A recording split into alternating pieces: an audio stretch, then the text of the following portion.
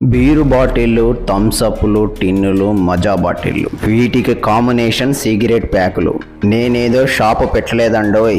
Bar షాపులో చేయాల్సిన పనులని చెత్త వెధవలో ఇలా పబ్లిక్ ప్లేస్ లో అమ్మవారు సన్నిధిలో చేస్తున్నారంటే ఎంత ధైర్యం వాళ్ళకి.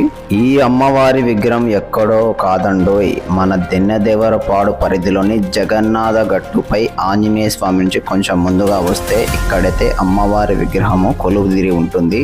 2 సంవత్సరాల ముందు ఇలాగే అమ్మవారిని ఈ స్థితిలో చూసి మేమైతే పూజలైతే చేశాము. ఇక్కడున్న కంప చెట్లని తొలగించి క్లీన్ చేశాము. కానీ రాముల వారి గుడికైతే కాంపౌండ్ కట్టారు. ఈ కాంపౌండ్ కట్టడం వల్ల అమ్మవారు అసలు ఎవ్వరికి కనపడడం లేదు. జనాల రాకపోకలు కూడా తక్కువగా ఉంది. ఇదే అదనుగా భావించిన కొన్ని అల్లరి ముఖాలు ఇక్కడ మందు తాగడం, అల్లరి చేయడం లాంటి చేష్టలు అయితే చేస్తున్నాయి. ఇది ఏదో భక్తి ప్రదేశం కాకుండా ఒక పర్యాటక ప్రదేశంగా చాలా మంది భక్తులు భావిస్తున్నారు. ఇది ఇలాగే జరిగిందంటే ముందు ముందు అమ్మవారి విగ్రహం కూడా కనుమరుగవుతుంది. ఈ ప్రదేశంలో నాగుల కట్ట అమ్మవారి విగ్రహ ప్రతిష్ఠ చేసింది దిన్నెదేరపాడు వాస్తవ్యులనైతే ఇక్కడ శిలాఫలకం ద్వారా అయితే తెలుస్తోంది.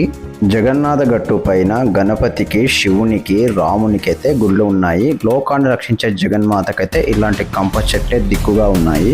మన కర్నూలు జిల్లా వాస్తవులంతా కలిశారంటే తలా ఒక 10 రూపాయలు వేసుకున్నా, ఒక్కరోజు ఆదాయం వేసుకున్నా మనం ఇక్కడ అమ్మవారికి అయితే గుడి కట్టవచ్చు.